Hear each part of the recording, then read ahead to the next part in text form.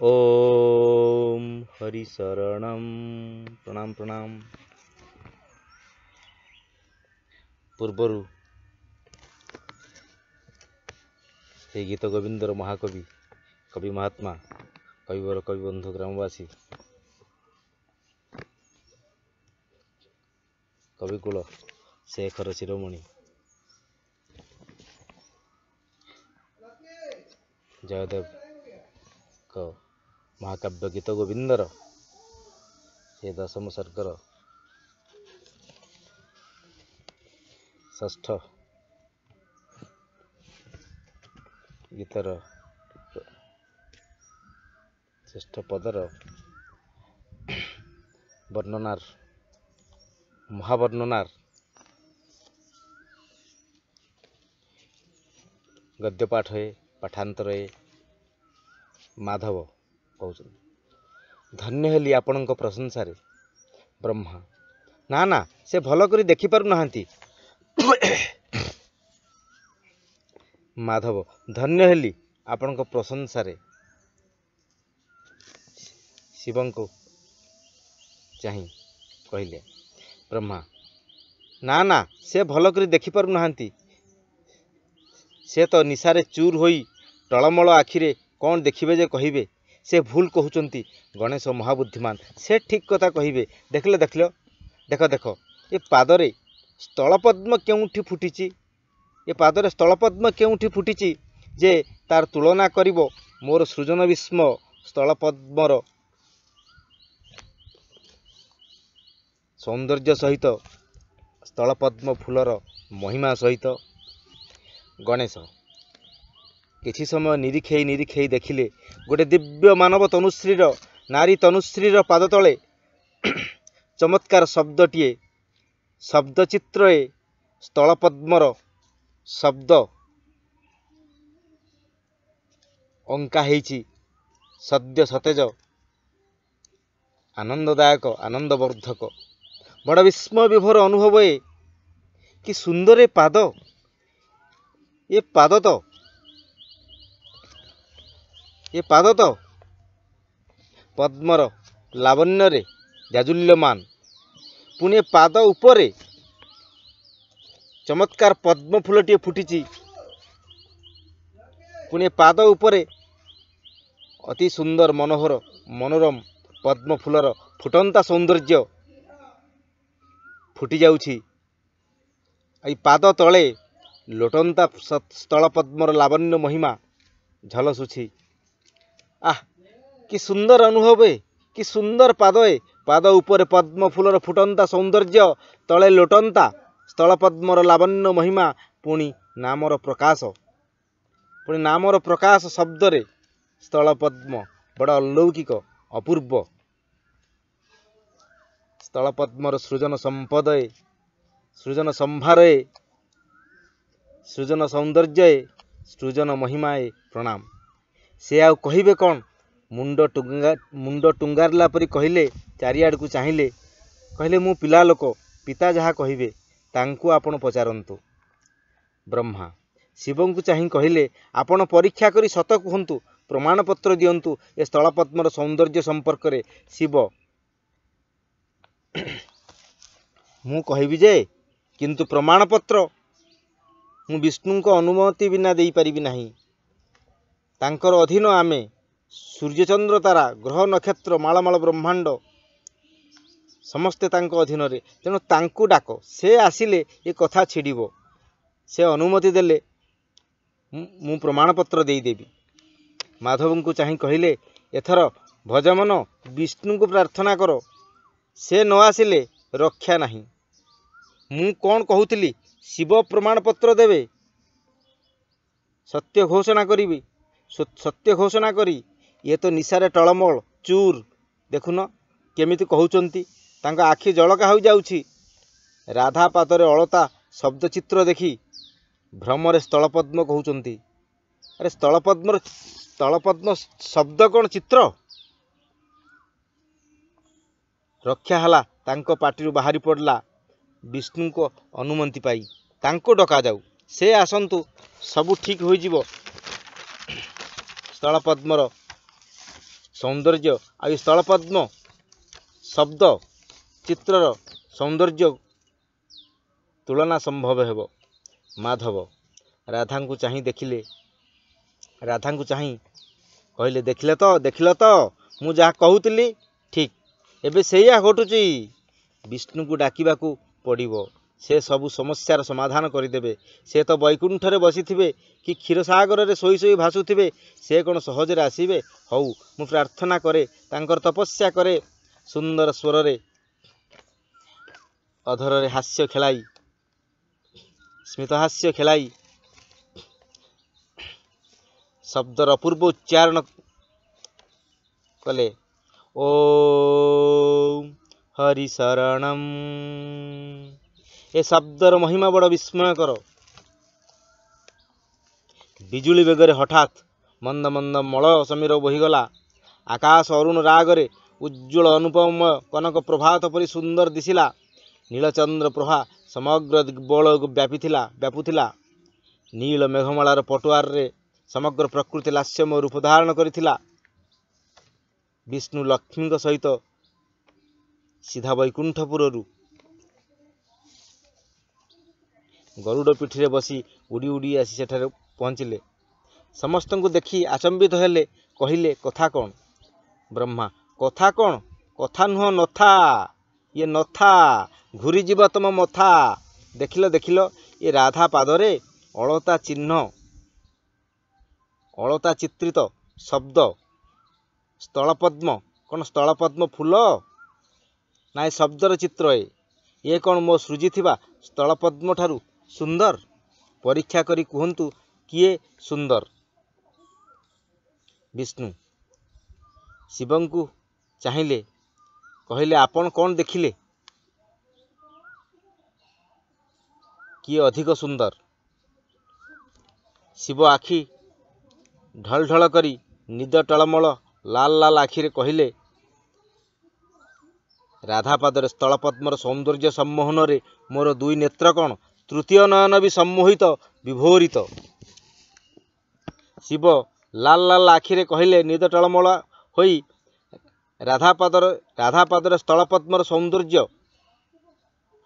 ସମ୍ମୋହନରେ ମୋର ଦୁଇ ନେତ୍ର କ'ଣ ତୃତୀୟ ନୟନ ବି ବିମୋହିତ।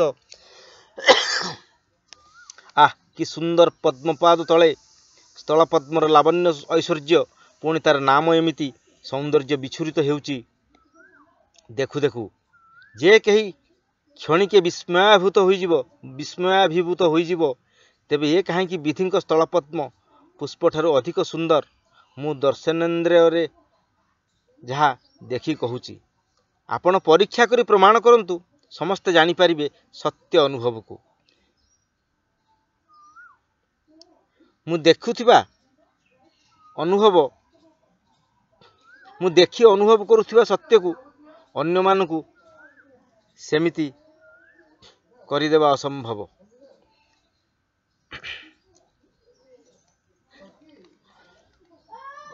ମୁଁ ଦର୍ଶନେନ୍ଦ୍ରିୟରେ ଯାହା ଦେଖି କହୁଛି, ଆପଣ ତାହାକୁ ପରୀକ୍ଷା କରି ପ୍ରମାଣ କରନ୍ତୁ, ସମସ୍ତେ ଜାଣିପାରିବେ ସତ୍ୟ ଅନୁଭବକୁ। ମୁଁ ଦେଖି ଅନୁଭବ କରୁଥିବା ସତ୍ୟକୁ ଅନ୍ୟମାନଙ୍କୁ ସେମିତି କରିଦେବା ଅସମ୍ଭବ। ଆପଣ ନିଶ୍ଚୟ ପାରିବେ। ମୁଁ ଦେଖି ଅନୁଭବ କରୁଥିବା ସତ୍ୟକୁ ଅନ୍ୟମାନେ ଯେମିତି ଅନୁଭବ କରିପାରିବେ, ଆପଣ ସେହିଭଳି ପରୀକ୍ଷା କରନ୍ତୁ। କାରଣ ମୋ ଦୃଷ୍ଟିରେ ମୁଁ ଦେଖି ଅନୁଭବ କରୁଥିବା ଓ ଅନ୍ୟମାନେ ସେହିଭଳି ଅନୁଭବ କରିବେ, ଏହା ଅସମ୍ଭବ।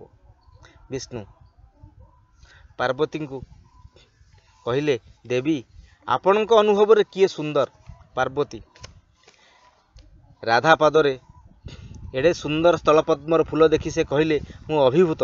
ଏହାର ନୈସର୍ଗିକ ସୌନ୍ଦର୍ଯ୍ୟରେ ଚିର ଉଜ୍ଜ୍ୱଳ ଉଦ୍ଭାସିତ ସତେଜ ପ୍ରଫୁଲ୍ଲ ସଦ୍ୟ ଫୁଟନ୍ତା ଏ ସ୍ଥଳପଦ୍ମର ସୁଷମା ସମ୍ଭାରରେ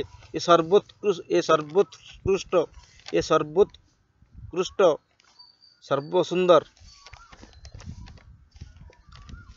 ଏହାର ସୌନ୍ଦର୍ଯ୍ୟର ତୁଳନା ନାହିଁ, କଳନା ନାହିଁ। ଧନ୍ୟ ଏ ସ୍ଥଳପଦ୍ମର ଚିତ୍ର ଶବ୍ଦଏ। ବିଷ୍ଣୁ ମୁଁ ଦେଖେ କହି ରାଧା ପାଦରେ ସ୍ଥଳପଦ୍ମର ସୃଜନ କରିସ୍ମାକୁ। ବିଷ୍ଣୁ ମୁଁ ଦେଖେ ରାଧା ପାଦରେ ଏ ସ୍ଥଳପଦ୍ମର ସୃଜନ କରିସ୍ମାକୁ। ସେ ଯେମିତି ରାଧାଙ୍କ ପାଦକୁ ଧରି ସେହି ସ୍ଥଳପଦ୍ମ ଚିତ୍ରକୁ ଛୁଇଁ ଦେଇଛନ୍ତି। ହଠାତ୍ ଗୋଟିଏ ସ୍ଥଳପଦ୍ମରୁ ସହସ୍ର ସ୍ଥଳପଦ୍ମ ଫୁଟି ପବନରେ ଭାସୁଥିଲା। ଗୋଟିଏ ଫୁଲରେ କୋଟିଏ ଫୁଲ ଲାବଣ୍ୟ ନେଶି ହୋଇଥିଲା। ଅବା ସେ ଯେମିତି ସମସ୍ତଙ୍କ ଦର୍ଶନେନ୍ଦ୍ରିୟକୁ ସ୍ତବ୍ଧ ଚକିତ ବିଭୋର ମୂର୍ଚ୍ଛିତ କରିଥିଲା। ଇନ୍ଦ୍ରଜାଲ ପରି ବ୍ରହ୍ମା ବି ଚକିତ। ସେ ଶିବଙ୍କ ଘୋଷଣାକୁ ସମ୍ମାନ ଦେଲେ। ଶିବ ରାଧାପାଦର ସ୍ଥଳପଦ୍ମର ପ୍ରଶଂସା କରି ପ୍ରମାଣପତ୍ର ଦେଲେ ମାଧବଙ୍କୁ। ସମସ୍ତେ ମହା ଆନନ୍ଦରେ ନିଜ ନିଜ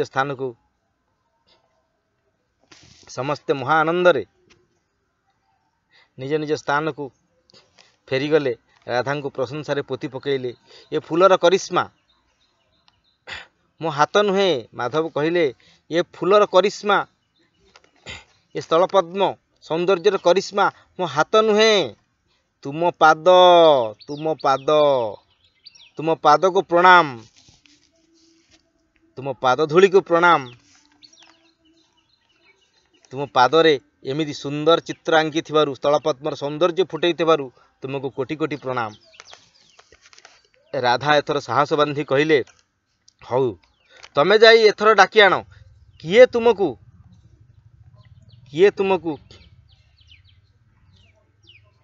ଉଚାଟ କରିଥିଲା? କିଏ ତୁମକୁ ଉପହାସ କରିଥିଲା? କିଏ ତୁମକୁ ବେଖାତିର କରିଥିଲା? କି କାହାକୁ ତମେ କଥା ଦେଇଥିଲ? କାହା ପାଖରେ ପ୍ରତିଜ୍ଞା କରିଥିଲ? କାହାକୁ କହିଥିଲ ମୁଁ ସ୍ଥଳପଦ୍ମଠାରୁ ସୌନ୍ଦର୍ଯ୍ୟ ସ୍ଥଳପଦ୍ମର ଫୁଟାଇ ଦେଇ ପାରିବି ରାଧା ପାଦରେ? ମାଧବ ଏ ସ୍ଥଳପଦ୍ମ ତାଙ୍କୁ କହିଦେବ ସବୁ କଥା। ଶୁଣ, ତମେ ଟିକେ ଥୟ ଧର। ଏ ସ୍ଥଳପଦ୍ମ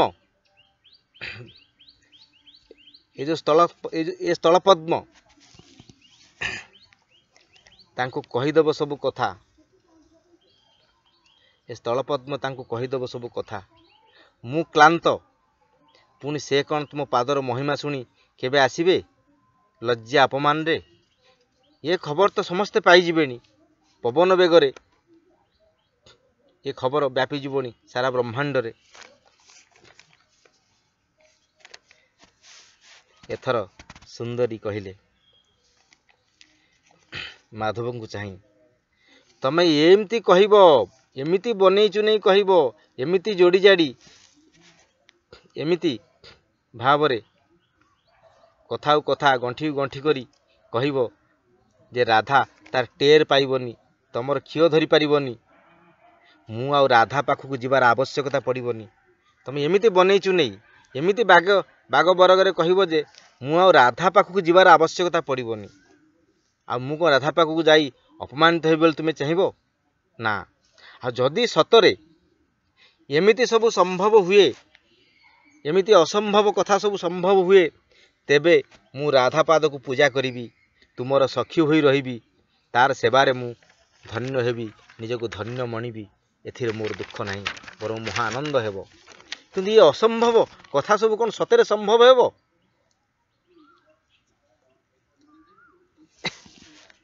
ରାଧା ଲାଗୁଛି ଏ ଶବ୍ଦ ମାତ୍ର ନୁହେଁ, କହୁ କହୁ କହିଦେଲେ ମୁଁ ବୁଝି ବିଚାରି ସ୍ଥିର ହୋଇ। ଲାଗୁଛି ଏ ଶବ୍ଦ ମାତ୍ର ନୁହେଁ,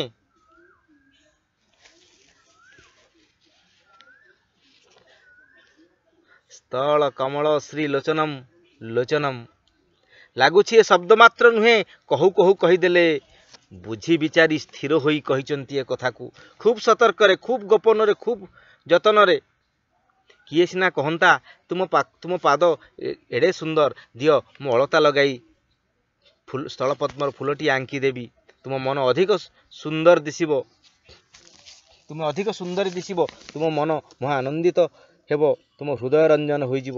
ଏକଥା ନ କହି ଏମିତି କିଏ କହିବ? ଓଲଟା କଥା, ମୁଁ ରାଗି ପାଚିଥିବା ବେଳେ, ରାଗ ଅଭିମାନରେ ଜଳି ଗରଗର ହେଉଥିବା ବେଳେ, ସାରା ରାତି ଉଜାଗର ରହି ତାଙ୍କର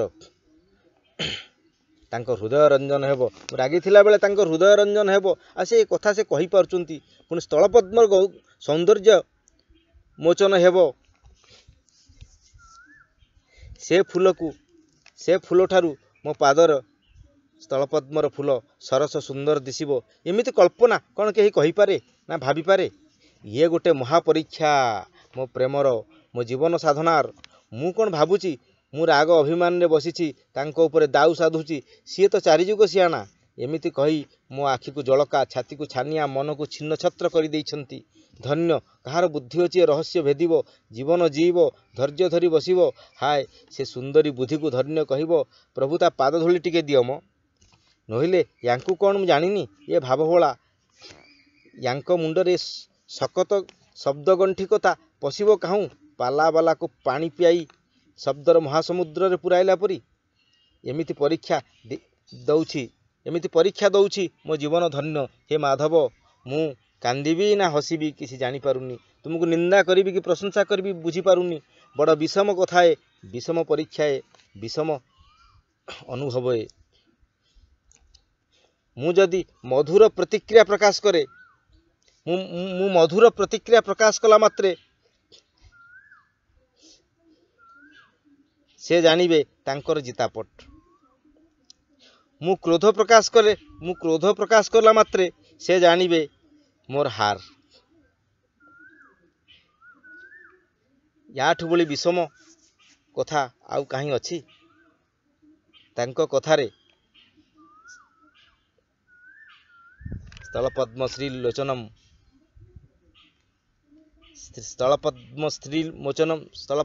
मोचनम लोचनम रे मु जदि मधुर प्रतिक्रिया प्रकाश कला मात्रे से जानिबे तांकर जितापट मु क्रोध प्रकाश कला मात्रे से जानिबे मोर हार माने मो प्रेमर धैर्यर सबु श्रेय सुंदरीर से जानिबे सबुठु भल मु चुपचाप अभिमान रे बसी रहिबी तांको ऊंचू भी कहबी नहीं कि राग अभिमान भांगी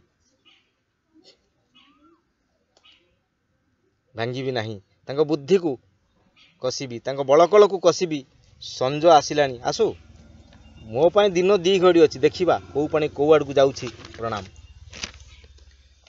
माधव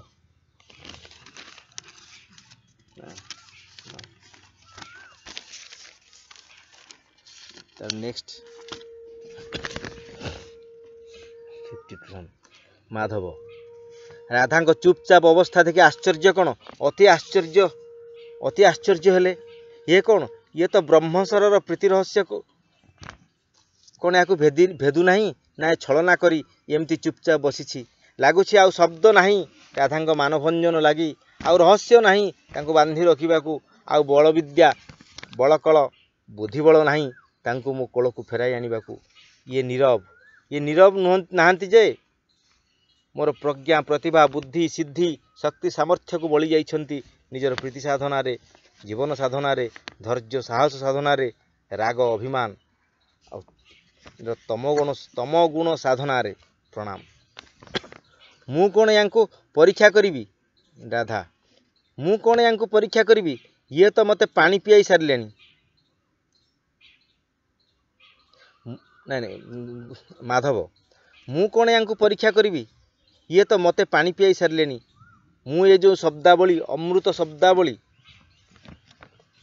ये सुधा शब्द को कही अमृत मन करी कही गोटे ब्रह्मास्त्र परी अव्यर्थ निश्चय तांकर अभिमान को भांगी देई थांता राग को आनंद कल्लोल अनुभव रे उल्लसित थंडा करी देई थांता मु जेमिति चुपचाप तांको अनेइची बिना प्रतिक्रिया रे से भी चुपचाप मते अनेइछंती बिना प्रतिक्रिया रे के आश्चर्य मते बळी गलाणी ये ता व्यवहार रे तार निशब्द आचरण रे नीरव प्रतिक्रिया रे राधा हाय तमे भाबुच बिराड़ी आखि बुझी बुझी तुम्हें भाबुच बिराड़ी आखि बुझी दूध पिउची मु किछि जानि परिबिनी मु राधा मो ना सुनिले से सुंदरी छाती रे छनका पशिजीव मु राधा मो ना सुनिले सुंदरी छाती रे छनका पशे मते पुणी किए बळीजीव प्रीति साधनारे हाय तुमको मु देखुची तमे कहल एमती शब्द सबू तमे कहल एमती शब्द सबू शब्द सर सबू शब्द अमृत सबू मु सबू जानी पारुची तमे सतरे कहल मु बुझुची तमे कहिच तमे सतरे सतरे कहिथिले मु बुझुची तमे कहिच तमे मिछरे कहिथिले मु बुझुची तमे मिछ कहिच तमे सतरे कहले ए कथा को मु बुझुची तमे कहिच तमे मिछरे कहले मु बुझुची तमे मिछ कहिच तमे हठात किछि न जानी कहू कहू कहि देइची तुंडरू बाहरी गला कहले मु बुझुची तुमे एमिति कहि सारिबा परे यार अर्थ उद्देश्य को तम विचार बुद्धि रे रंग देइच तमे सतरे कहले मु बुझुची तमे कहिच तमे मिछरे कहले मु बुझुची तमे मिछ कहिच तमे हठात किछि न जानी कहू कहू कहि देइची तुंडरू बाहरी गला एमिति कहले मु बुझुची तमे एमिति कहि सारिबा परे यार अर्थ उद्देश्य को तमे विचार बुद्धि रे तम विचार बुद्धि रे रंग देइछ तमे परीक्षा करिबा को कहूथिलो तुमे परीक्षा करिबा को कहूथिले मु बुझुची तमे मते निश्चय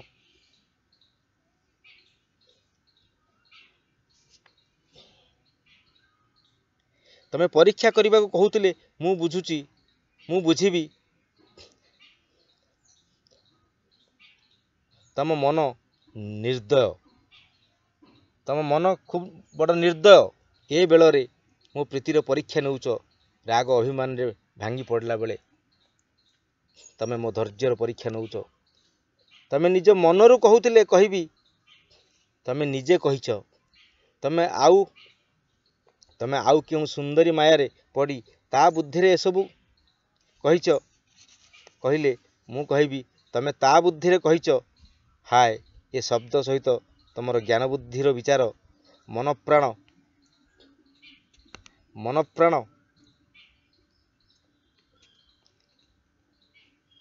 अनुरक्ति कथा और चिंता कल्पना माया सब केंद्रीभूत होइछि तमे आउ क्यों सुंदरी माया रे पड़ी ता बुद्धि रे सबू कहिच बोली कहले मु कहबी तमे ता बुद्धि रे कहिबा हाय ए शब्द सहित तम ज्ञान बुद्धि विचार मन प्राण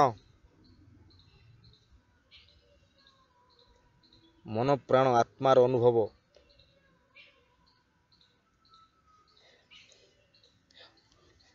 कथा चिंता कल्पना माया सब केंद्रीभूत होइछि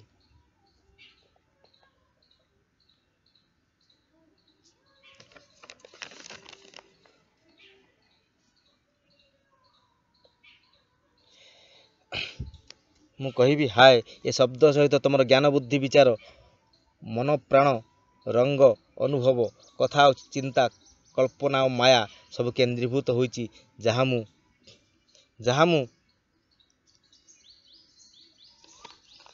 मु जानी पारुछि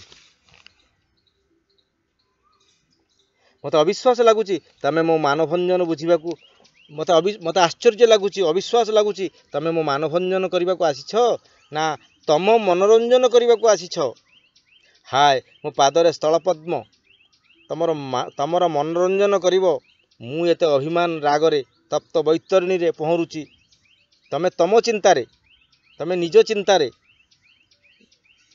तमको समय नहीं निज आनंद रे निज सुख कथा भाबी पारिल केमिति तमे एते स्वार्थपर हलो निज चिंता कल करि पारलो एमिति कौन कहीं स्वार्थरे भी चिंता करी न पारे एमिति कौन कहीं स्वार्थरे भी चिंता करि पारे असंभव कौन हैला मो मानभंग कले कौन हैला मो मान भांगिले मु खुशी रे अछि कौन हैला मो मान भांगिले मु खुशी रे अछि तमे खुशी रे कथा कहूच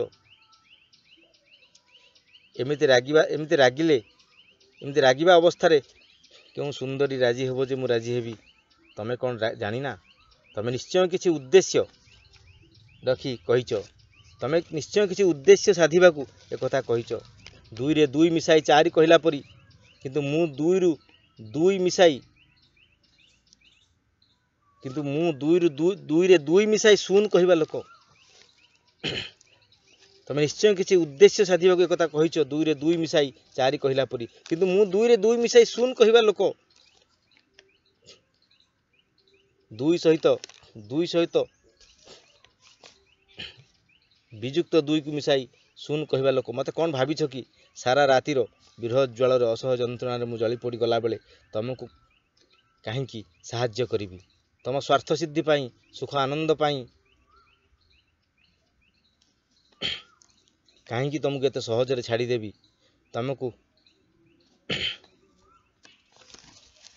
तमें कह तम तुंडरे तम विचार रे तम बुद्धि रे तुम सांगसाथी कौन से सुंदरी सबा खाई को डाकी आनी कह मु ठीक ना भूल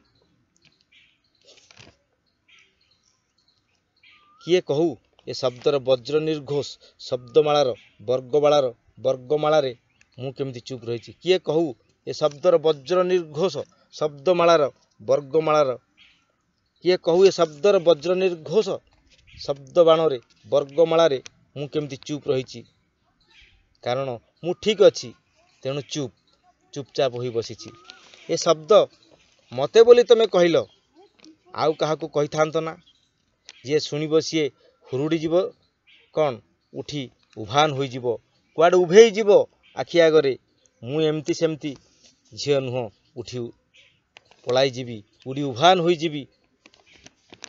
देखु देखु अदृश्य होठी बात्या महाबात्या महाप्रलय हेले भी पृथ्वी ध्वंस हेले भी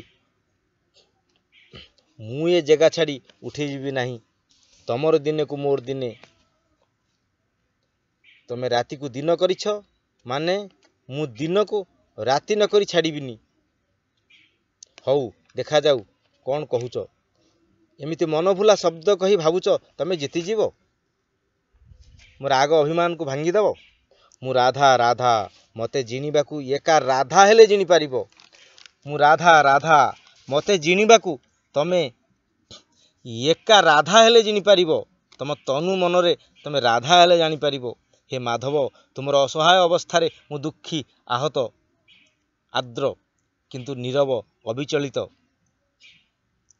जानी पारुछ तो ये राधार अभिमान राधार राग एमिति राग अभिमान आगुरु देखिथिलो ना नहीं कहीं देखिच ना देखि नथिबो मु भी जानी नथिली मो भितरे एते राग अछि अभिमान अछि तार गभीरता को परखी नथिली मो अभिमान को भांगीबा को तम पाखरे आउ शब्द नहीं एकथा स्वीकार कर मो अभिमान को भांगीबा को तम पाखरे आउ शब्द नहीं एकथा स्वीकार कर शब्द माने तुमको धरा छुआ देउ नाहंती तमे भाबिबा मात्रे हुरुडी पळाउछंती तम असहाय कुह तम असहाय क्लांत अवसन्न हाय शब्दर शक्ति नहीं माधव ये राधार क्रोध को ठंडा करदेव तार राग अपमान को भुलाई देव कौन भाविछ कि मते मु राधा श्रीराधा सुंदरी तमे तो चाहिथिले किछि न कही हठात तमे तो चाहिथिले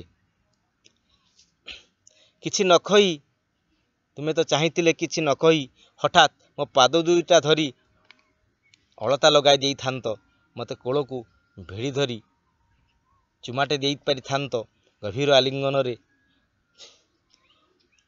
मोर अभिमान को भांगी पारि थांत आगर तो एमती केते थर करिछ एथर कौन साहस पाइला नहीं मोर भयंकर राग अभिमान को देखी साहस पाइब केमिति मो धैर्यर परीक्षा नब केमिति मो प्रेमर परीक्षा नब केमिति मु भी तो तुम धैर्यर परीक्षा नेबी तुम प्रेमर परीक्षा नेबी तमे केते तमर केते धैर्य मते जगी बसिबो एठी केते एते बळ जाए ए पद्मतला बोलुछ काहेकि तमर केते धैर्य मते जगी बसिबो एठी एते बळ जाए पद्मतला बोलुछ काहेकि तम पाई शब्द माने कौन शेष संबल तम पाई शब्द माने कौन शेष संबल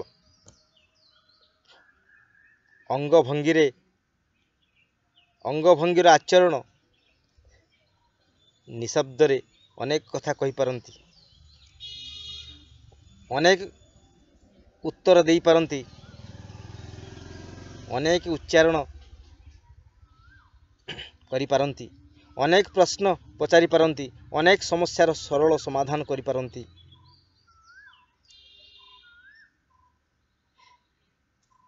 तमे एथर शब्दर आश्रय छाड़, हे माधव, हाय माधव, तमे एथर शब्दर आश्रय छाड़, शब्दर सहारा छाड़, तम अहंकार आश्रय छाड़,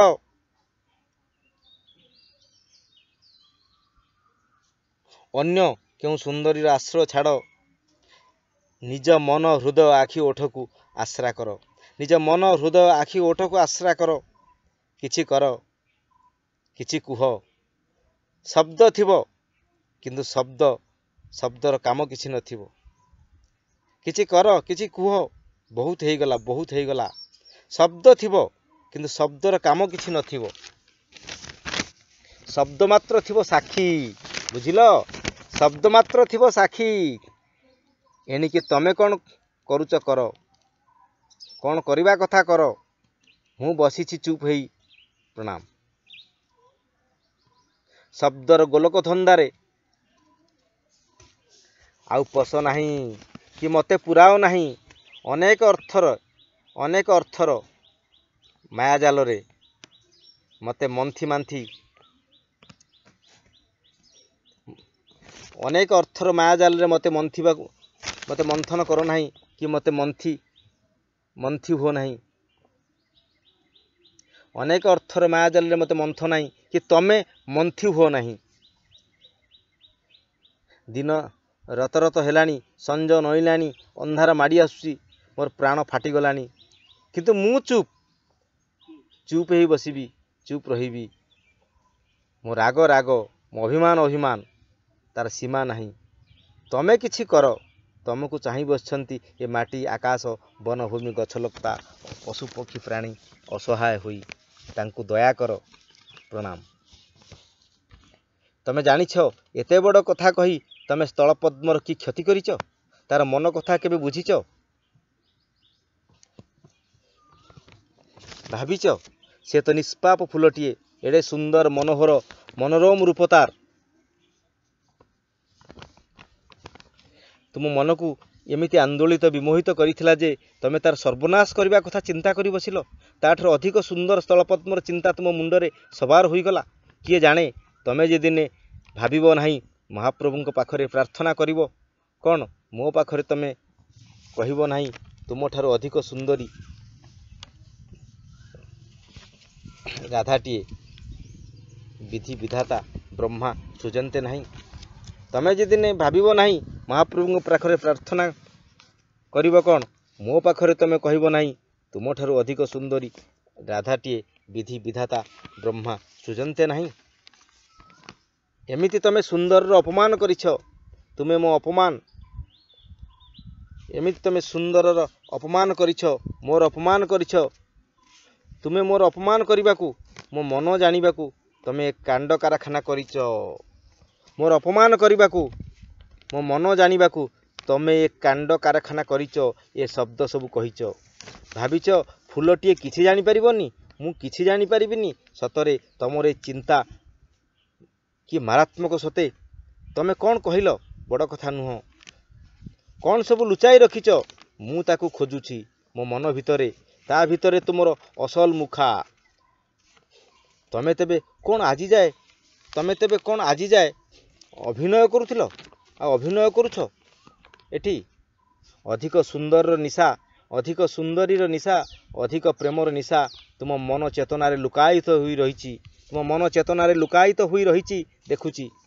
तमे जोंठी तृप्त नुह, लालसाग्रस्त मन लोभग्रस्त, तुमे जोंठी तृप्त नुह, लालसाग्रस्त मन लोभग्रस्त प्राण तुमर तृप्ति कौन जानी नाही, चिर अतृप्त रहिबा कौन भावुच तमे सुख शांति पाइब, चिर अतृप्त रही कौन भावुच तमे सुख शांति पाइब, ना ना केबे भी नुह। कहिब मु सुखी, मु तृप्त शांत, मिछ सबु मिछ, तुमे अभिनय करुच। एमिति मिछ मायार केते काल घांटी हेउथिबो, मोर मनरे दुख जे ମୁଁ ତୁମର ଜୀବନ ସାଧନାରେ ମହାଯୋଗୀ ହୋଇ ତୁମକୁ ଏ ମିଥ୍ୟା ମାୟା ମୋହରୁ ମୁକୁଳିବାକୁ, ଏ ଘଣ୍ଟା ଚକଟାରୁ ବାହାରିବାକୁ ସାହାଯ୍ୟ କରିପାରୁନାହିଁ। ମୁଁ କିନ୍ତୁ ତୁମକୁ ଛାଡ଼ିବି ନାହିଁ। ମୋ ହାତରେ ଅନେକ ସମୟ ଅଛି। ମୁଁ ତୁମର ଏ ଭୋଗ ଲାଳସାକୁ ନିଶ୍ଚୟ ମୁଁ ତୁମକୁ ଏ ଜଘନ୍ୟ ଭୋଗ ଲାଳସାରୁ ନିଶ୍ଚୟ ଦିନେ ମୁକ୍ତି କରିଦେବି। ମୋର ଯେତେ କ୍ଷତି ହେଲେ ମଧ୍ୟ ମୁଁ ତୁମ ପାଖରେ ସମର୍ପିତା। ମୁଁ ସବୁ ସମ୍ଭାଳି ଯିବି। କିନ୍ତୁ ଏ ନିଷ୍ପାପ ଫୁଲର ତାର ସୌନ୍ଦର୍ଯ୍ୟର ମୋଚନ କଥା ସମ୍ଭାଳି ପାରିବି ନାହିଁ। ତା ମନ କଥା ଭାବିଛ, ତା ପ୍ରାଣର ବ୍ୟଥାକୁ ବୁଝିଛ। ପଚାର ସେ କ'ଣ କହୁଛି, ଟିକେ ପଚାର। ସ୍ଥଳପଦ୍ମ, ହେ ବିଧାତା, ତୁମକୁ ପ୍ରଣାମ। ମୋତେ ସୃଜିଛ ଏଡ଼େ ସୁନ୍ଦର କରି। ମାଧବଙ୍କ ମନକୁ ମୁଁ ବିମୋହିତ କରିପାରିଛି। ମୋର ସୁଷମା ସମ୍ଭାରରେ ମୁଁ ଧନ୍ୟ। କିନ୍ତୁ ଏ କ'ଣ, ମୋ ସୌନ୍ଦର୍ଯ୍ୟକୁ ବଳିଗଲା ପରି ସୌନ୍ଦର୍ଯ୍ୟ। ସ୍ଥଳପଦ୍ମର ସୃଜନ କଥା ମୁଁ ଭାବି ପାରୁନାହିଁ। ଯାହା ମାଧବ ଏ କଥା କହି ମୋତେ ଅନେକ ଚିନ୍ତା ଦୁଶ୍ଚିନ୍ତାରେ ଅଥୟ କରିଦେଇଛନ୍ତି। ଏମିତି ଆଉ କିଏ କେବେ ଏମିତି ଭାବିଛି କି? ନା, କାରଣ ତୁମ ସୃଜନର ଅପମାନ କେହି କରିବାକୁ କାହିଁକି ଚାହିଁବେ? ମାଧବ ତ ଏମିତି ସୃଜନ ଚିନ୍ତା କରି ମୋତେ, ମୋ ମନ ହୃଦୟକୁ ବିଷାଦଗ୍ରସ୍ତ, ବ୍ୟଥିତ, ବେଦନା ଜର୍ଜରିତ କରିଦେଇଛନ୍ତି। ମୋ ସୌନ୍ଦର୍ଯ୍ୟର ପୂଜାରୀ ମୋ ଠାରୁ ଅଧିକ ସୁନ୍ଦର ଫୁଲ କଳ୍ପନା କ'ଣ ନିଶ୍ଚୟ ସୃଜନ ଲାଗି ଅଭିଳାଷ ପୋଷଣ କରିଛନ୍ତି। ଅନେକ ଫୁଲର ସୁନ୍ଦରତାକୁ ପରଖି ମୋର ସୌନ୍ଦର୍ଯ୍ୟ ସର୍ବଶ୍ରେଷ୍ଠ ସେ ଅନୁଭବ କରିଛନ୍ତି। ତାଙ୍କ ପାର୍ଥିବ ଆଖିରେ, ସୃଜନବନ୍ଦିତ ଆଖିରେ, କଳାଶିଳ୍ପୀର ଆଖିରେ ମୋର ସୌନ୍ଦର୍ଯ୍ୟର ତୁଳନା ନାହିଁ। ତେଣୁ ସେ ମୋତେ ବାଛିଛନ୍ତି ବିଧିକୁ ଚକମା ଦେବାକୁ ନିଜର ମାନୁଷୀ ବୁଦ୍ଧିରେ। କି ଚମତ୍କାର କଥା ଏ! ଅନୁଭବ ଏ! ପ୍ରଣାମ। ମୋର ଦୁଃଖ ଏଇ ଯେ ଆଜି ଯାଏ ମୋତେ ମୋର କୋମଳ ନିରୀହ ନିଷ୍ପାପ ପ୍ରାଣକୁ ଈର୍ଷା ସ୍ପର୍ଶ କରିନଥିଲା। ଈର୍ଷା ଠାରୁ ବଳି ମହାଦୁଃଖ କିଛି ନାହିଁ ଜାଣିବି। ଏବେ ମୁଁ ଈର୍ଷାକୁ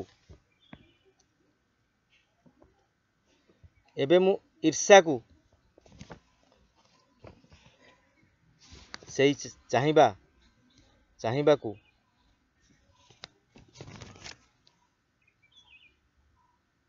ଏବେ ମୁଁ ଈର୍ଷାଳୁ ହୋଇ ଚାହିଁଛି କେମିତିକା ସ୍ଥଳପଦ୍ମର ସୃଜନ ତମେ କରିବ, ଯାହା ବିଧି ସୃଜିଥିବା ମୋର ରୂପଲାବଣ୍ୟଠୁ ବଳିଯିବ, ସୌନ୍ଦର୍ଯ୍ୟ ସମ୍ଭାରକୁ ଟପିଯିବ। କାହିଁ କେତେ ଗୁଣରେ!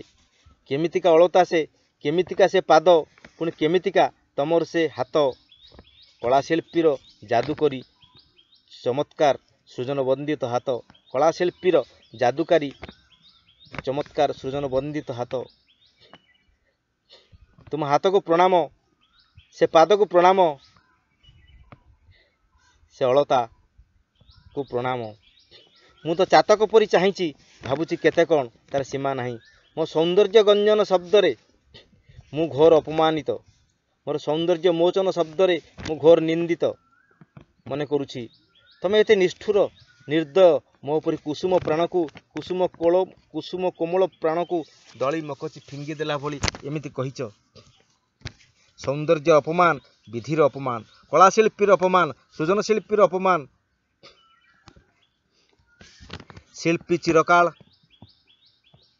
ଶିଳ୍ପୀ ଚିରକାଳ କବି, ପ୍ରେମିକ, କବି, କଳାକାର। ଶିଳ୍ପୀ ଚିରକାଳ ପ୍ରେମିକ, କବି, କଳାକାର। ସେ କେବେ କାହାର ଅପମାନ କଥା ଭାବିପାରେ ନାହିଁ। କାହାର ନିନ୍ଦା କରିବା କଥା କାନ ଉଠିବା ଦିନଠୁ କେହି ଶୁଣି ନାହିଁ। ତମେ କେମିତି ଭାବିପାରିଲ ମୋର ଅପମାନ କରିବାକୁ, ବିଧିର ଅପମାନ କରିବାକୁ, ସୌନ୍ଦର୍ଯ୍ୟର ଅପମାନ କରିବାକୁ? ମୋତେ ବଡ଼ ବିସ୍ମୟ ଲାଗୁଛି। କ'ଣ ବିଧି କେବେ ତୁମକୁ ଅପମାନ କରିଥିଲେ କି? ମୁଁ କ'ଣ ତୁମର ଅପମାନ କରିଥିଲି କି? ତୁମେ ସୌନ୍ଦର୍ଯ୍ୟକୁ ସମ୍ମାନ ଦିଅନି କି?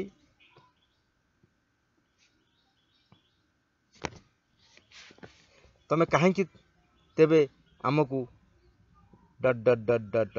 ନିଶ୍ଚୟ ଏ ଗୋଟେ ରହସ୍ୟ। ନୀଳପଦ୍ମ ପରି ଆଖି ତୁମର, ମୁଖମଣ୍ଡଳ ତୁମର, ନୀଳପଦ୍ମ ପରି ଆଖି ତୁମର, ମୁଖମଣ୍ଡଳ ତୁମର, ଅପୂର୍ବ ପାଦପଦ୍ମ, ହସ୍ତପଦ୍ମ, ତନୁପଦ୍ମ ତୁମର ପଦ୍ମମୟ ସୌନ୍ଦର୍ଯ୍ୟରେ, ତୁମର ପଦ୍ମମୟ ସୌନ୍ଦର୍ଯ୍ୟରେ ଅଭିଷିକ୍ତ ତମ ତନୁ ମନ ଆଖି ମୋ ପରି ସ୍ଥଳ ପଦ୍ମର ଲାବଣ୍ୟ ମହିମାରେ ମୁଗ୍ଧ ମୂର୍ଚ୍ଛିତ ହେବ କ'ଣ କମ୍ ତୁମର ପଦ୍ମମୟ ସୌନ୍ଦର୍ଯ୍ୟର ଅଭିଷିକ୍ତ ତମ ତନୁ ମନ ଆଖି ଓଠ ହାତ ପାଦ ମୋ ପରି ସ୍ଥଳ ପଦ୍ମର ଲାବଣ୍ୟ ମହିମାରେ ମୁଗ୍ଧ ମୂର୍ଚ୍ଛିତ ହେବା କ'ଣ କମ୍ ସୌଭାଗ୍ୟ ମୋ ଜୀବନରେ? ପ୍ରଣାମ। ଲାଗୁଛି ବିଧି ପଦ୍ମଠାରୁ ଅଧିକ ସୌନ୍ଦର୍ଯ୍ୟଯୁକ୍ତ ସ୍ଥଳପଦ୍ମ ଫୁଟାଇଛନ୍ତି, କିନ୍ତୁ ତୁମ ତନୁଶ୍ରୀରେ ସେ ସ୍ଥଳପଦ୍ମର ସ୍ଥାନ ନାହିଁ। ହାୟ, ଲାଗୁଛି ବିଧି ପଦ୍ମଠାରୁ ଅଧିକ ସୌନ୍ଦର୍ଯ୍ୟଯୁକ୍ତ ସ୍ଥଳପଦ୍ମ ଫୁଟାଇଛନ୍ତି, କିନ୍ତୁ ତୁମ ତନୁଶ୍ରୀରେ ସେ ସ୍ଥଳପଦ୍ମର ସ୍ଥାନ ନାହିଁ, ତାର ସ୍ୱର୍ଗ ସୁଷମାର ନାମଗନ୍ଧ ନାହିଁ। ତେଣୁ ଈର୍ଷାରେ ତମେ ମୋର ଅପମାନ କରିବାକୁ, ମୋର ସୌନ୍ଦର୍ଯ୍ୟ ମୋଚନ ଲାଗି ବିଧିକୁ ଚକମା ଦେବାକୁ ଏ କଥା ଭାବିଛ, କହିଛ ନିଶ୍ଚୟ। ତେଣୁ ନିଜର ପ୍ରିୟତମା ପ୍ରୀତିଲଗ୍ନ ରାଧା ପଦରେ ଅପୂର୍ବ ସ୍ଥଳପଦ୍ମ ସୃଜିବାକୁ ଚାହିଁଛ। ମୋ ମନ ତ ଉଚ୍ଛନ୍ନ ଦେଖିବାକୁ କେମିତି ସମ୍ଭବ ହେବ? ଏ ବିଧିର ବିଚାର ବୁଦ୍ଧିକୁ ଅତିକ୍ରମ କରିବା, ତାର ସ୍ୱପ୍ନ କଳ୍ପନାକୁ ସୃଜନ କରିସ୍ମାକୁ ବଳିଯିବା କେମିତି ସମ୍ଭବ? ଏ ଆନନ୍ଦ ବିଷାଦର ସମିଶ୍ରିତ ଅନୁଭବରେ ଆର୍ଦ୍ର ମୋର ପ୍ରାଣ, ଇଏ ଗୋଟେ ବିରଳ ଅନୁଭବ।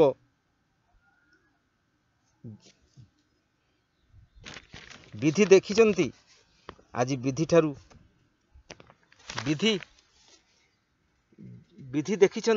ଆଜି ବିଧିଠାରୁ ଏମିତି କିଏ ସୁନ୍ଦର ମୁଁ ଦେଖିବି ମୋର ମହାଭାଗ୍ୟ। ଇଏ ଗୋଟେ ବିରଳ ଅନୁଭବ ବିଧି ଦେଇଛି। ଆଜି ବିଧିଠାରୁ ଏମିତି କିଏ ସୁନ୍ଦର ମୁଁ ଦେଖିବି ମୋର ମହାଭାଗ୍ୟ।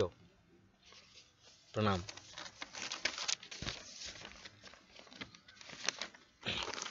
ନେକ୍ସଟ। ଧନ୍ୟ ମାଧବ,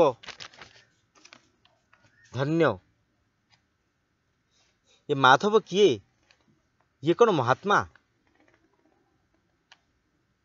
ୟାଙ୍କୁ ବିଧି ସୃଜିଛି ମାନବ ତନୁରେ? ନା ଇଏ ବିଧି କି ସୃଜିଛନ୍ତି ଦେବତା ତନୁରେ? ମୁଁ ଦେଖିବି। କଳା ସର୍ଜନାରେ ବିଧି ଆଖିଠୁ ଅଧିକ ସୁନ୍ଦର ଆଖି କ'ଣ ୟାଙ୍କର? ଦୁଇ ନୀଳପଦ୍ମ ଆଖି। ମୁଁ ଦେଖିବି କଳା ସର୍ଜନାରେ ବିଧି ଆଖିଠୁ ଅଧିକ ସୁନ୍ଦର ଆଖି କ'ଣ ୟାଙ୍କର? ଦୁଇ ନୀଳପଦ୍ମ ଆଖି ଦେଖିଲେ ତ ଆଖି ମୋର, ପ୍ରାଣ ମୋର, ଚୈତନ୍ୟ ମୋର ଉଲ୍ଲସିତ ହୋଇ ଉଠୁଛି। ଲାଗୁଛି ଏ ନିଶ୍ଚୟ ଏମିତି କରିସ୍ମା କରି ସୃଜି ପାରିବେ ମୋ ଠାରୁ ସହସ୍ର ଲାବଣ୍ୟଯୁକ୍ତ ସ୍ଥଳପଦ୍ମ। ଗୋଟେ ନବସୃଜନର ଆନନ୍ଦ ସହିତ ଈର୍ଷାର ବିଷାଦ ମୋତେ ଆନମନା କରିଦେଉଛି। ତେବେ ଏ ଈର୍ଷା ମୋତେ ଅଧିକ କାଳ କବଳିତ କରି ରଖିପାରିବନି, କାରଣ ସେ ଯେଉଁ ନବସୃଜନ ଫୁଲର ଚିନ୍ତାରେ ବିଭୋର, ତାର କଳ୍ପନାରେ ବିମୋହିତ, ତାର ସୃଜନରେ ଚିନ୍ତାମଗ୍ନ, ସମର୍ପିତ, ଏକାକାର, ତାର ନାଁ ସ୍ଥଳପଦ୍ମ ରଖିଛନ୍ତି। କିଛି ନୂଆ ନାମ ଦେଇ ନାହାନ୍ତି। ତେଣୁ ମୋର ଗର୍ବ ଆନନ୍ଦ କହିଲେ ନ ସରେ, କାରଣ ଅନେକ ସ୍ଥଳପଦ୍ମ ଭିତରେ ସେ ଫୁଟାଇଥିବା ସ୍ଥଳପଦ୍ମ ଅଧିକ ସୁନ୍ଦର। ଏହି ସାନ୍ତ୍ୱନା ଗୋଟେ ଅପୂର୍ବ ଶାନ୍ତି ଆଣିଦେବ। ଈର୍ଷା ବେଳେ ବେଳେ ଦଗ୍ଧୀଭୂତ ହୋଇଯିବ ମୋ ମନରୁ, ଅନ୍ତର୍ହିତ ହୋଇଯିବ ମୋ ତନୁରୁ। ପ୍ରଣାମ। ମୋ ଲାଗି ଗୋଟେ ନବସୃଜନର ନବଯୁଗର ଆରମ୍ଭ ହେବ। ମୋର କି ମହାଭାଗ୍ୟ, ମୋର କି ଭାଗ୍ୟ, ମହାଭାଗ୍ୟ। ମହାପ୍ରଭୁ ପ୍ରଣାମ। ରାଧାଙ୍କ ବିଷାଦ ଲାଗି, ରାଗ ଅଭିମାନ ଲାଗି ଏସବୁ। ତେଣୁ ତାଙ୍କ ପାଦପଦ୍ମକୁ ପ୍ରଣାମ। ହେ ପ୍ରଭୁ, ତାଙ୍କ ରାଗ ଶୀତଳ ହେଉ, ମନ ଆନନ୍ଦ ହେଉ। ନବସୃଜନ ସ୍ଥଳପଦ୍ମର ଲାବଣ୍ୟ ଐଶ୍ୱର୍ଯ୍ୟରେ, ଐଶ୍ୱର୍ଯ୍ୟ ଅମୃତରେ, ଅମୃତ ଆନନ୍ଦ ପାନରେ, ନବସର୍ଜନାରେ ପ୍ରଣାମ। ରାଧା। ହେ ମାଧବ, ତୁମେ କି ସ୍ୱାର୍ଥପର। ମୋର ଦୁରାବସ୍ଥାରେ ବି ତୁମେ ନିଜର ସୁଖ କଥା ଭାବିପାରୁଛ। ମୋର ମାନଭଞ୍ଜନ ନାଁରେ ତୁମେ ତୁମ ହୃଦରଞ୍ଜନ ପାଇଁ, ରତିରଙ୍ଗ ରଞ୍ଜନ ପାଇଁ ମୋତେ ତୁମ ମନୋରଞ୍ଜନର ମାଧ୍ୟମ ଭାବିଛ। ହାୟ, ତମେ ଯେଉଁ ମନୋରଞ୍ଜନ, ହୃଦରଞ୍ଜନ, ପ୍ରୀତିରଞ୍ଜନ ଲାଗି ବ୍ୟାକୁଳ, ମୁଁ ତ ସେଇଥିପାଇଁ ବ୍ୟାକୁଳିତ ହୃଦୟରେ ତୁମକୁ ସାରା ରାତି ପ୍ରତୀକ୍ଷା କରିଥିଲି। ଗୋଟେ ନୀଳତନ୍ଦ୍ରାରେ ବିଭୋର ହୋଇ, ନୀଳ ସ୍ୱପ୍ନରେ ବିଭୋର ହୋଇ, ନୀଳ ରାତିରେ ନୀଳ ଚନ୍ଦ୍ରରେ ଉଚ୍ଛନ୍ନ ହୋଇ। ତମେ ମୋ କଥା ଭାବିନଥିଲ କି ଆସିନଥିଲ। ମୋର ତନ୍ଦ୍ରା ତୁଟିଲା ପରେ, ରାତି ପାହିଲା ପରେ ଏଠି ଆସି ମିଛର ଅଭିନୟ କରୁଛ। କ'ଣ ନା ମୋର ମାନଭଞ୍ଜନ କରୁଛ। ସ୍ଥଳପଦ୍ମର ସୌନ୍ଦର୍ଯ୍ୟ ଗଞ୍ଜନ ହେଲେ, ସୌନ୍ଦର୍ଯ୍ୟ ମୋଚନ ହେଲେ ତୁମର ମନୋରଞ୍ଜନ ହେବ, ତୁମ ହୃଦୟରଞ୍ଜନ ହେବ, ଏକଥା କହିପାରୁଛ। ହାୟ, ହୃଦୟରଞ୍ଜନ ହେବ ଅର୍ଥାତ୍ ତୁମ ଦୀର୍ଘ ଦିନର ଅଭିଳାଷ ସିଦ୍ଧି ହେବ। ହାୟ, ତମେ ଏ ବେଳରେ ମୋ ମନୋରଞ୍ଜନ କଥା ନ ଭାବି, ତୁମ ମନୋରଞ୍ଜନ କଥା ନ କହି ତୁମ ହୃଦୟରଞ୍ଜନ କଥା କିଭଳି କହୁଛ? ମୋ ହୃଦୟ ବିଷାଦ ଭାବନାର ଜ୍ୱାଳାରେ ଛଟପଟ ହେଲାବେଳେ ତମ ହୃଦୟରଞ୍ଜନର କଥା, ରତିରଙ୍ଗ ରଞ୍ଜନର କଥା ମୋତେ ଶାନ୍ତି ଦେଉନାହିଁ। ଦୁଃଖରେ ମୁଁ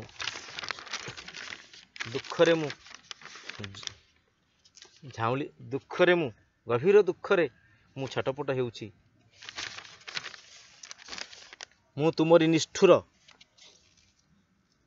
ପରି ନିଷ୍ଠୁର ନୁହଁ ଯେ ସ୍ଥଳପଦ୍ମର ଲାବଣ୍ୟ ମୋଚନ ଲାଗି, ସୌନ୍ଦର୍ଯ୍ୟ ଗଞ୍ଜନ ଲାଗି ତୁମକୁ ମୋ ପାଦ ଦୁଇଟି ଦେଖାଇ ଦେବି। ମୁଁ ରାଗ ଅଭିମାନରେ ଜଳୁଛି, ଆଉ ତମେ ଜଳୁଛ ଈର୍ଷାରେ। ତମର ମୋ ଚିନ୍ତା ନାହିଁ। ସ୍ଥଳପଦ୍ମର ଈର୍ଷା ତମକୁ ଏମିତି ଗ୍ରାସ କରିଛି, ମୋ କଥା ଭାବିବାକୁ ତମେ ଛଳନା କରୁଛ। ସ୍ଥଳପଦ୍ମର ଲାବଣ୍ୟଶ୍ରୀରେ ତୁମ ହୃଦୟରଞ୍ଜନ, ଆମ ରତିରଙ୍ଗ ରଞ୍ଜନ କଥା କହିଥିଲେ ମୁଁ ବରଂ ମୁଗ୍ଧ ହୋଇଥାନ୍ତି। କାରଣ ପ୍ରଥମ କରି ତମେ ସ୍ଥଳପଦ୍ମ କଥା କହିବାର ମୁଁ ଶୁଣୁଛି, ଏ କାନ ଶୁଣୁଛି। ଆଉ କିଏ ତାର ପ୍ରେମିକାକୁ ଏ କଥା କହିବାର କିଏ ଶୁଣିଛି? ମୋର ଭାଗ୍ୟ ଏ। କିନ୍ତୁ କ'ଣ କଲ ତମେ? ଈର୍ଷା ଅନଳରେ ତାକୁ ଛାରଖାର କରିଦେଲ। ତୁମ ଈର୍ଷା ଅନଳରେ ଜଳିପୋଡ଼ି ଯାଉଥିବା ସ୍ଥଳପଦ୍ମ କିପରି ଆମ ରତିରଙ୍ଗ ରଞ୍ଜନ କରିବ? ହାୟ, ତମ ବୁଦ୍ଧି, ତମ ଚିନ୍ତା, ତମ କଥା ମୋ ବ୍ୟଥାକୁ ବଢ଼ାଇ ଦେଉଛି।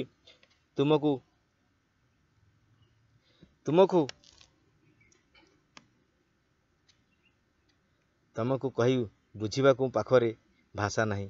ତୁମକୁ କିଛି କହିବାକୁ ପାଖରେ ଭାଷା ନାହିଁ, ଶବ୍ଦ ନାହିଁ ଓଠରେ। ତେଣୁ ମୁଁ ଚୁପ୍ ହୋଇ ବସୁଛି। ମାଧବ, ସିଧା ଆଙ୍ଗୁଠିରେ ଘିଅ ବାହାରେ ନାହିଁ ବୋଲି ମୁଁ ବଙ୍କେଇ ବୁଲେଇ ଏତେ କଥା କହିଥିଲି ରାଧାଙ୍କୁ। ଏ ସ୍ଥଳପଦ୍ମର କଥା, ହୃଦୟରଞ୍ଜନ ରତିରଞ୍ଜନ କଥା ମୋ ଈର୍ଷା ଅନଳରେ ଗତରାତି କଥା ନ ଭାବି ସ୍ଥଳପଦ୍ମ କଥା ଭାବିଥାନ୍ତେ, ମୋର ସାଥ ଦେଇଥାନ୍ତେ, ମୋ କଥାକୁ ବୁଝିଥାନ୍ତେ, ମୋ ସାଥିରେ ସାଥୀ ହୋଇ ଗୋଟେ ନବ ସୃଜନର କୀର୍ତ୍ତି ଅର୍ଜିଥାନ୍ତେ। କିନ୍ତୁ ସବୁ ଉଦ୍ୟମ, ସବୁ କଥା ବ୍ୟର୍ଥ ହେଲା, ସବୁ ଫସର ଫାଟିଲା। ସେ କି ଚୁଁ କହୁନାହାନ୍ତି। ଲାଗୁଛି ଚେଇଁ ଶୋଇଥିବ ଯିଏ, ତାକୁ ଉଠାଇବ କିଏ? ଇଏ ଆଉ କ'ଣ ଉଠିବ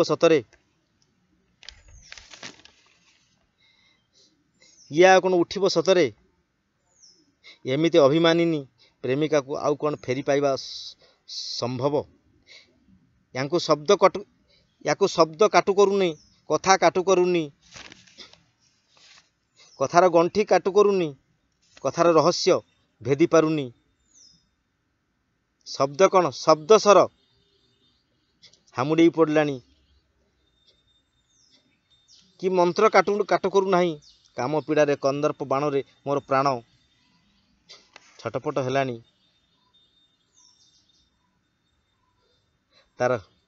ମୋର ପ୍ରାଣ ଛଟପଟ ହେଉଛି। ଇଏ କିନ୍ତୁ ପଥର ହେଲାଣି, ପଥର। ମୁଁ କ'ଣ ଏତେ ବଡ଼ ପାପ କରିଛି? ମୋ ପାପର ପ୍ରାୟଶ୍ଚିତ ନାହିଁ। କ୍ଷମା ନାରୀ ହୃଦୟର ଭୂଷଣ, ମୋ ହୃଦୟର ଭୂଷଣ ଏ ନାରୀ। କ'ଣ କହିବି? ୟାକୁ ଛାଡ଼ି ଯାଇ ହେଉନି କି ଏଠି ଆଉ ରହି ହେଉନି। କେତେକାଳ ଛିଡ଼ା ହୋଇ ରହିବ ମଣିଷ? କେତେକାଳ ଏମିତି ଅନୁନୟ ବିନୟ କରିବ? କେତେକାଳ ଏମିତି ପଦ୍ମତଳ ବୁଲୁଥିବ? ହେ ମାନମୟୀ, ହେ ପ୍ରେମମୟୀ, ହେ ପ୍ରୀତିଲଗ୍ନା, ମୋତେ ଏଥର କ୍ଷମା କର, ଦୟା କର। କେମିତି କହିବି ମୁଁ ତୁମର କ୍ଷମାର ଯୋଗ୍ୟ ନୁହେଁ? ତମେ ଚାହିଁଲେ କ୍ଷମା କରିଦେଇ ପାରିବ। ତମେ କିନ୍ତୁ ଚାହିଁଲେ ମୋତେ କ୍ଷମା କରିଦେଇ ପାରିବ। ପାପୀକୁ ଘୃଣା କର ନାହିଁ, ପାପକୁ। ମୁଁ ମସ୍ତ ବଡ଼ ଅପରାଧୀ, ମହା ଅପରାଧୀ। ମୋତେ କ୍ଷମା କରିଦିଅ। ଥରେ ନୁହଁ, ଶବ୍ଦକୁ ଆଶ୍ରୟ କରି ମୁଁ ଅସହାୟ ହେଉଛି। ମୁଁ ମସ୍ତ ବଡ଼ ଅପରାଧୀ, ମୋତେ କ୍ଷମା କରିଦିଅ। ଆଉ ନୁହଁ, ଶବ୍ଦକୁ ଆଶ୍ରା କରି ମୁଁ ଅସହାୟ ହେଲି। ଶବ୍ଦକୁ ଆଶ୍ରା କରି ମୁଁ ଅସହାୟ ବୋଲି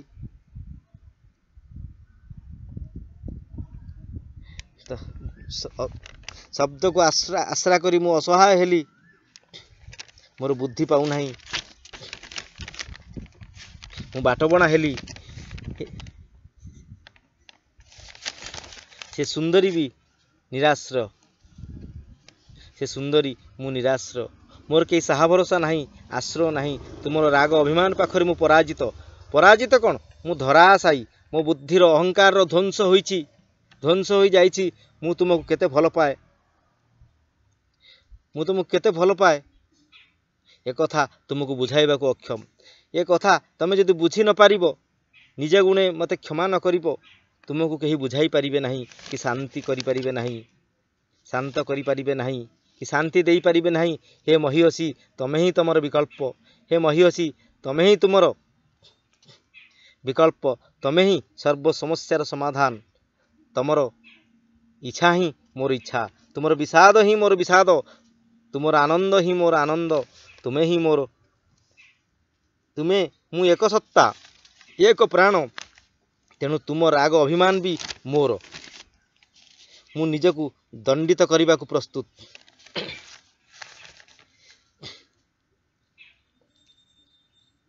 ରାଧା, ତମେ କେମିତି ଜାଣିବ ମୋ ମନର କଥା?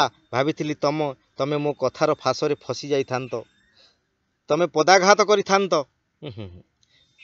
ମାଧବ, ତମେ କେମିତି ଜାଣିବ ମୋ ମନର କଥା? ଭାବିଥିଲି ତମେ କଥାର ଫାଶରେ ଫସି ଯାଇଥାନ୍ତ, ମୋ କଥାର ଗଣ୍ଠି ଫାନ୍ଦରେ ପଡ଼ିଯାଇଥାନ୍ତ। ତମେ ପଦାଘାତ କରିଥାନ୍ତ ମୋତେ, ତୁମର ରାଗ ଶାନ୍ତ ହୋଇଥାନ୍ତା। ପାର୍ବତୀଙ୍କ କ୍ରୋଧ ଶାନ୍ତ କରିବାକୁ ଦ୍ୱାର ଦେଶରେ ପ୍ରବେଶ ପଥରେ ଶିବ ସ୍ୱୟଂ ଶୋଇପଡ଼ିଥିଲେ। ଦେବୀ ମାତା ପାର୍ବତୀ ଶିବଙ୍କୁ ପଦାଘାତ କରି ଅନୁତପ୍ତ ହୋଇଥିଲେ। ତାଙ୍କର କ୍ରୋଧ କ୍ଷଣିକେ ଶୀତଳ ହୋଇଥିଲା। ସେ ସିନା ମହାକ୍ରୋଧରେ ତ୍ରିଭୁବନ କ'ଣ 14 ବ୍ରହ୍ମାଣ୍ଡକୁ ଉଚ୍ଛନ୍ନ କରୁଥିଲେ, ଅଥୟ ହୋଇ ଉଦଣ୍ଡ ନୃତ୍ୟ କରି ଧାଇଁ ଧାଇଁ ଚାରିଆଡ଼େ ହାହାକାର ରଚିଥିଲେ। ତେଣୁ ତାଙ୍କୁ ଶାନ୍ତ କରିବାକୁ ଶିବ ତାଙ୍କ ବାଟରେ ଦ୍ୱାରବନ୍ଧ ଉପରେ ଶୋଇଥିଲେ। ତୁମେ ତ ଚୁପଚାପ ଠୁଳୀଭୂତ ଦାରୁବ୍ରହ୍ମ ପରି ଏଠି ବସିଛ ଯେ ବସିଛ, ଉଠିବାର ନା ଗନ୍ଧ ଧରୁନାହ, ନା କିଛି କହିବାକୁ ଶବ୍ଦକୁ କହୁନାହ। ତମକୁ କିପରି ଶାନ୍ତ କରିପାରିବି ମୁଁ ଭାବିପାରୁନାହିଁ, ବୁଝିପାରୁନାହିଁ। ଶେଷକୁ ଭାବିଲି, ତୁମେ ଯଦି ରାଗ ଅଭିମାନ ସହିତ ମହାକ୍ରୋଧରେ ମୋତେ ପଦାଘାତ କରନ୍ତ, ହିତାହିତ ଜ୍ଞାନ ଭୁଲି ଅଜ୍ଞାନ ହୋଇ, ତେବେ ତୁମେ ସମ୍ଭବତଃ ଦେବୀ ମାତା ପାର୍ବତୀଙ୍କ ପରି ଅନୁତପ୍ତ ହୋଇ ଶାନ୍ତ ପଡ଼ିଥାନ୍ତ, ରାଗ ଅଭିମାନକୁ ଭୁଲିଥାନ୍ତ। ଏହି କଥା ଚିନ୍ତା କରି ଶେଷକୁ ସ୍ଥଳପଦ୍ମଠୁ ଅଧିକ ସୁନ୍ଦର ଫୁଲ ତୁମ ପାଦରେ ଫୁଟାଇବି ନିଜ ହାତରେ ଅଳତା ବୋଳି କହିଥିଲି। ଏଥିରେ ତୁମ ମାନଭଞ୍ଜନ ନ ହୋଇ ସ୍ଥଳପଦ୍ମର ସୌନ୍ଦର୍ଯ୍ୟ ଗଞ୍ଜନ ହେବା ସହ ମୋର ହୃଦୟରଞ୍ଜନ ହେବ। ଭାବୁଥିଲି ଏକଥା ଶୁଣୁ ଶୁଣୁ ଚୁପଚାପ କିଛି ଉଞ୍ଚୁ ନ କହି, ଯେମିତି ତୁମେ ମୋ ଫାଶରେ ପଡ଼ିଛ ବୋଲି ମୁଁ ମନେ ମନେ ବିଭୋର ହେଲାବେଳେ, ମୁଁ ତୁମ ଫାଶରେ ପଡ଼ିଛି ବୋଲି ତୁମେ ମନେ ମନେ ରକ୍ତ ଚାଉଳ ଚୋବାଉଥାନ୍ତ। ଯେମିତି ତୁମେ ମୋ ଫାଶରେ ପଡ଼ିଛ ବୋଲି ମୁଁ ମନେ ମନେ ବିଭୋର ହେଲାବେଳେ, ମୁଁ ତୁମ ଫାଶରେ ପଡ଼ିଛି ବୋଲି ତୁମେ ମନେ ମନେ ରକ୍ତ ଚାଉଳ ଚୋବାଉଥାନ୍ତ। ସ୍ଥଳପଦ୍ମ ଫୁଲଟିଏ ଫୁଟାଇ ମୁଁ ଖୁବ୍ ଜୋରରେ ହସିଥାନ୍ତି। ଏଥର ମୋ ହୃଦୟରଞ୍ଜନ ହେଲା ମୋର ମହାଭାଗ୍ୟ। ଏତିକି କହୁ କହୁ ତମେ ମୋ ପାଟିରୁ ଏ ଶବ୍ଦକୁ ଝାମ୍ପି ନେଇ ମୋତେ 2 ପାଦରେ 2 ଗୋଇଠା ପକେଇ କହିଥାନ୍ତ, ଏଇ ତୁମର ମହାଭାଗ୍ୟ, ତୁମ ହୃଦୟରଞ୍ଜନ। ତୁମେ ହୃଦୟରଞ୍ଜନ କରିବ, ମୋ ପାଦ ଗୋଇଠା ନ ଖାଇ। ଏଇ ତୁମ ହୃଦୟରଞ୍ଜନ, ତୁମେ ହୃଦୟରଞ୍ଜନ କରିବ। ମୁଁ ରାଗି ରାଗ ଅଭିମାନରେ ଛଟପଟ ହେଲାବେଳେ ମୋ ପାଦ ଗୋଇଠା ନ ଖାଇ dad dad dad dad dad dad ମୁଁ ତଳେ ପଡ଼ି ଗଡ଼ୁଥାନ୍ତି, ବଞ୍ଚାଅ ବଞ୍ଚାଅ, ମରିଗଲି ମରିଗଲି ବୋଲି କହୁଥାନ୍ତି। ଏତେବେଳକୁ ମୁଁ ଛଟପଟ ହେଉଥାନ୍ତି, ପାଣି ଦିଅ କହୁଥାନ୍ତି। ହଠାତ୍ ବେହୋସ ହୋଇଯାଇଥାନ୍ତି। ସାରା ରାତି ପଥଶ୍ରମ ସହିତ ପୁଣି ସାରା ଦିନର ରାଗ ଅଭିମାନ କ୍ରୋଧକୁ ସାରା ରାତି ପଥଶ୍ରମ ସହିତ ସାରା ଦିନର ଉପାସିଆ ଖରାଖିଆ ପ୍ରାଣ ମୋର ତୁମ ପଦାଘାତରେ ଯେ ଛାଡ଼ିଯିବ ଏକଥା ଭାବି ତୁମେ ହଠାତ୍ ରାଗ ଅଭିମାନ କ୍ରୋଧ ଭୁଲି ଧାଇଁ ଆସିଥାନ୍ତ, ମୋତେ ପାଣି ଛାଡ଼ି ସାଷ୍ଟାଙ୍ଗ କରିଥାନ୍ତ, ଚୁପ୍ ହୋଇଯାଇ କ୍ଷମା କର କହିଥାନ୍ତ, ନିଜ ହାତରେ ଅମୃତ ଜଳ ପିଆଇ ମୋତେ ଜୀବନଦାନ ଦେଇଥାନ୍ତ। ମୁଁ ଆଖି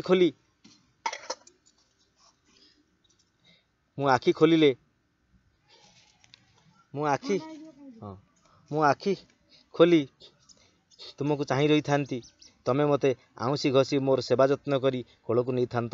ମୋର କ'ଣ ହୋଇଥିଲେ ତମ କଥା ଭାବି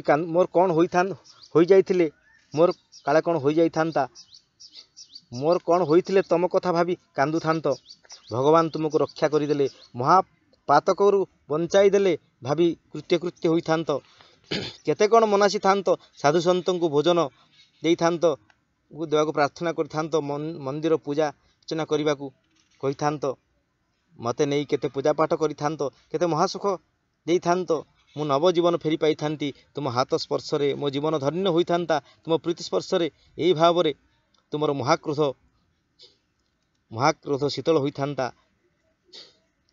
ମୁହୂର୍ତ୍ତେ ମିଳେଇ ଯାଇଥାନ୍ତା ଭାବି ମୁଁ ସ୍ଥଳପଦ୍ମ ଗଞ୍ଜନ ମମ ହୃଦୟ ରଞ୍ଜନ କଥା ତୁମକୁ କହିଥିଲି। ନହିଲେ ତୁମେ ଯେମିତି ରାଗିଛ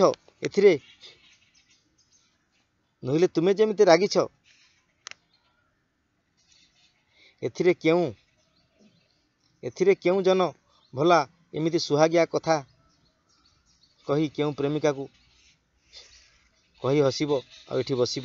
ମୁଁ ଜାଣିଥିଲି ଏହା ପୀଡ଼ାଦାୟକ ହେଲେ ବି ଏହାର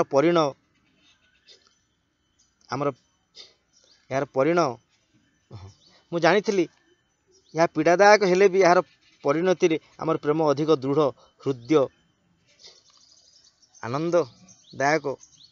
ଆନନ୍ଦଗ୍ରାହ୍ୟ ହୋଇଥାନ୍ତା।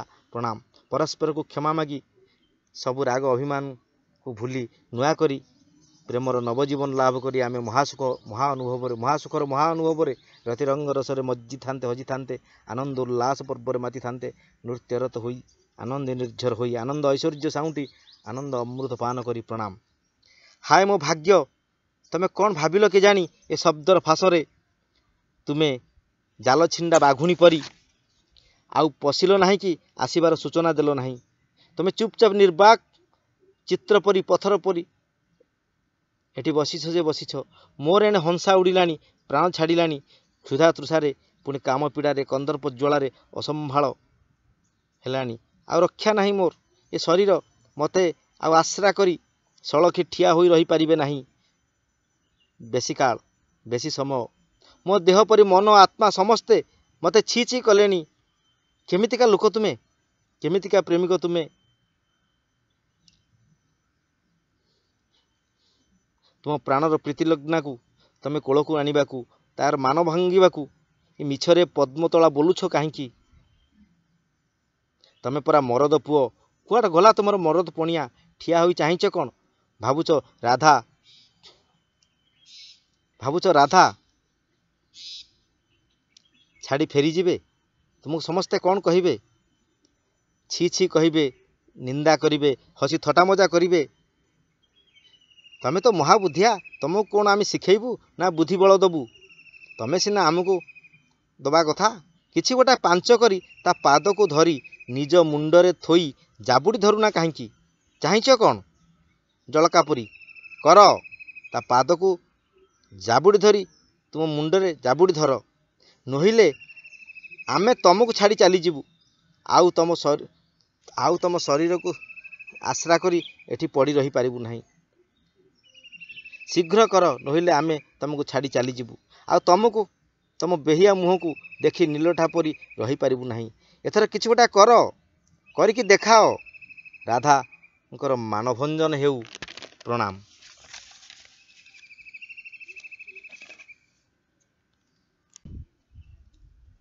ସ୍ଥଳ କମଳ ଗଞ୍ଜନମ୍ ମମ ହୃଦୟ ରଞ୍ଜନମ୍।